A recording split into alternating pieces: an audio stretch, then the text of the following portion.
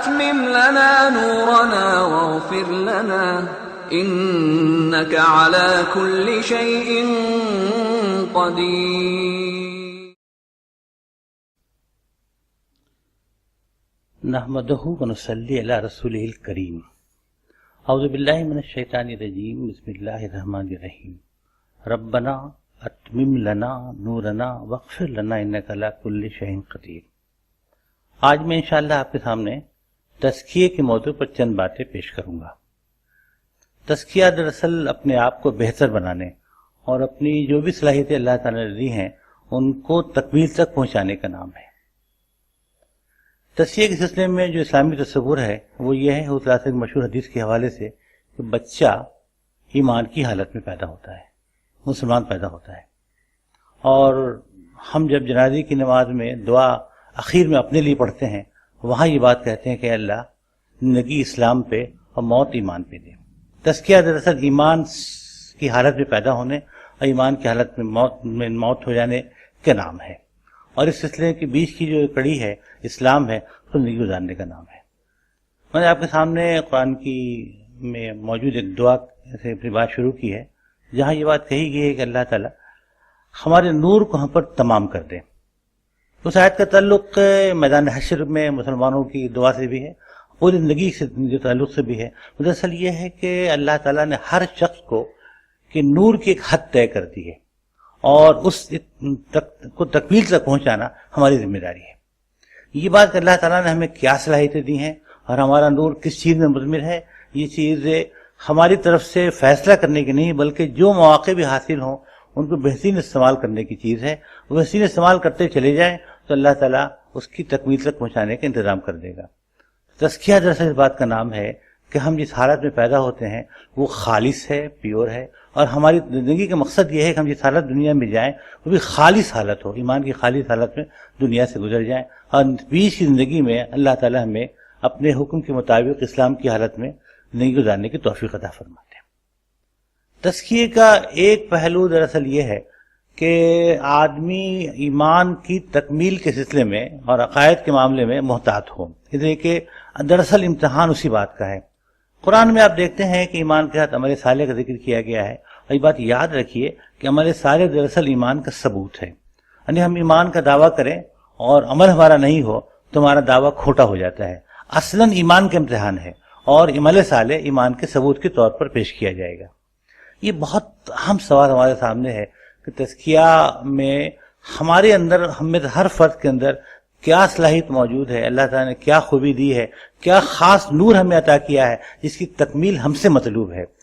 تمام انسان ایک جیسے پیدا نہیں کیے گئے ہیں، ایمان اور عقیدے کی حالت سب کی ایک ہے، لیکن نور کا معاملہ الگ الگ ہے. ہر شخص کو اللہ تعالیٰ نے مختلف میدان میں صلاحیتیں دی ہیں. اپنے لیے مخصوص میدان کو تلاش کرنا اور اس سے کوشش کرنا ہم میں ہر فرد کی ذاتی ذمہ داری ہے. اجتماعیت میں اس کے مواقع ملتے ہیں کہ ہر فرد کو ذاتی ذمہ داری ادا کرنے کی توفیق موقع ملتا ہے، اب پھر وہ ایک خاص میدان کا انتخاب کر لیتا ہے اور وہاں ترقی کر جاتا ہے.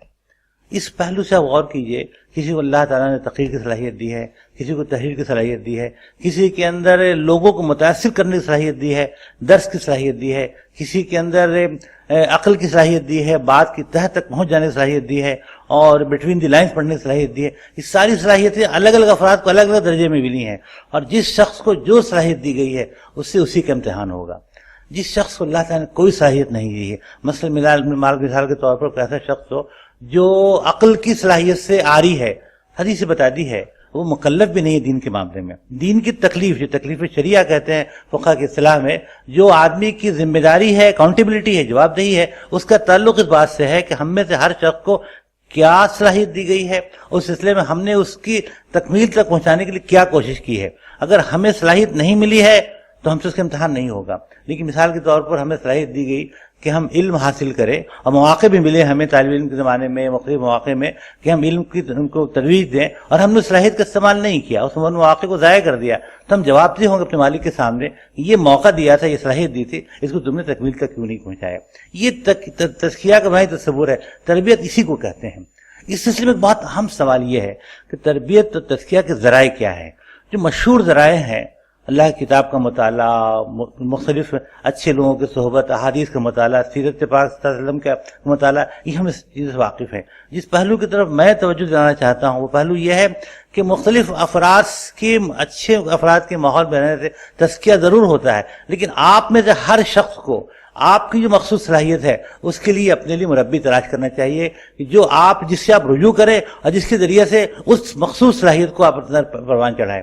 آپ کے اندر صلاحیت اگر لکھنے پڑھنے کی ہے، علمی کام کی ہے، تو آپ اس ایسے شخص تلاش کریں گے جو علمی میدان میں آپ کی رہنمائی کرے۔ اخلاقی میدان میں رہنمائی کرنے والے اللہ کے نیک بندوں کی ضرورت ہر شخص کو ہے، لیکن آپ کی مخصوص صلاحیت مخصوص فرد کی متلاشی ہے۔ اس بات میں اس لیے کہہ رہا ہوں کہ میں آپ کے سائیوں کے حوالے سے بات کر رہا ہوں کہ آپ پہ تنظیمی طور پر ہو سکتا ہے کہ آپ پہ خاص فرد آپ کا ذمہ دار ہو، لیکن ایک اس کی اطاعت، اس کے سامنے اس کے حکم کو ماننا یہ ہماری ذمہ داری ہو سکتی ہے کسی بھی تنظیم میں، لیکن آپ کی خاص صلاحیت کو ابھارنے کا موقع کسی خاص فرد کے پاس ہے۔ وہ فرد آپ کی تنظیم میں ہو بھی سکتا ہے، نہیں بھی ہو سکتا، اگر ہو تو فبہا، اس ایسے شخص کو تلاش کرنا، اس سے رجوع کرنا اور اس کے ذریعے سے اس کا فائدہ اٹھانا، یہ اصل ذمہ داری ہے، یہ اصل تلاش ہے جس تلاش میں رہنا چاہیے کہ آدمی ہر فرد یہ پہلے تلاش کرے کہ میرے لیے کون سا میدان بہتر ہے، اس میدان میں کیا مواقع حاصل ہے علم حاصل کرنے کے، لوگوں سے سیکھنے کے، اجتماعی زندگی میں فائدہ اٹھانے کے، اور پھر اجتماعی زندگی سے الگ کن افراد کی صحبت سے، کن افراد سے رجوع کرنے سے ہمیں فائدہ ہوگا۔ یہ تزکیے کا بنیادی تصور ہے، اور اکثر ہم تنظیمی زندگی میں اس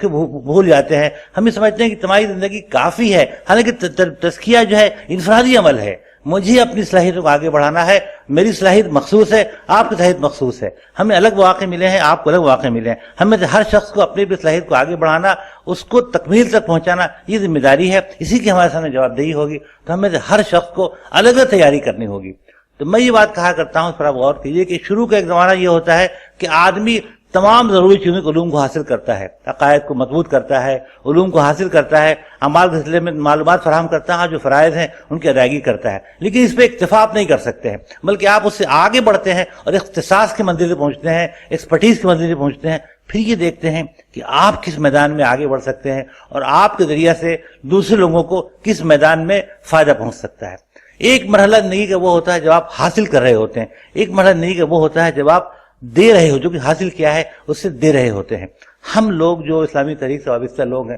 وہ اس بات کے قائل نہیں ہے کہ حاصل کرنے کا دور اور دینے کا دور الگ الگ ہو۔ ہم اس بات کو کہتے ہیں کہ تربیت میدان عمل میں ہوگی، تربیت کے لیے الگ سے خانقاہوں میں جایا جائے، تربیت حاصل کی جائے، پھر دعوت کا کام کیا جائے، ہم اس کے قائل نہیں ہیں۔ ہم یہ رائے رکھتے ہیں کہ جس لمحہ ہم متوجہ ہو جاتے ہیں دین کی طرف اور جو بات بھی ہم سیکھ لیتے ہیں اسے پہنچا دینا،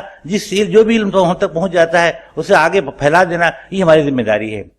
اس سے مشہور حدیث ہے جہاں یہ بات کہی گئی ہے کہ ایک آیت بھی پہنچ جائے میری طرف سے تو پہنچا دو، بلغ کی بات کہی گئی ہے، اسے پھیلا دو، یہ ذمہ داری ہے تزکیے کی۔ لیکن ظاہر سی بات ہے کہ آپ جس بات کو پہنچا رہے ہیں اس سلسلے میں اگر آپ کا اپنا عمل نہیں ہے تو دنیا آپ کے ذریعے سے آپ کی بات کو سننے والی نہیں ہے، بلکہ اس بات کا خطرہ موجود ہے کہ اس آیت میں، اس بات میں، اس تعلیم اور تربیت میں جو حکمت کا پہلو ہے وہ ضائع ہو جائے اور لوگ بددل ہو جائے ان تعلیمات سے جو آپ کے ذریعے پہنچ رہی ہیں۔ یہ بات تو ساتھ ساتھ چلنے کی چیز ہے۔ جس لمحہ جو آیت ملے، جس لمحہ جو علم حاصل ہو، جس لمحہ جس بات کی واقفیت ہو خیر کی، اس لمحہ اس بات کو پہنچا دینا ہماری ذمہ داری ہے۔ اور اس سلسلے میں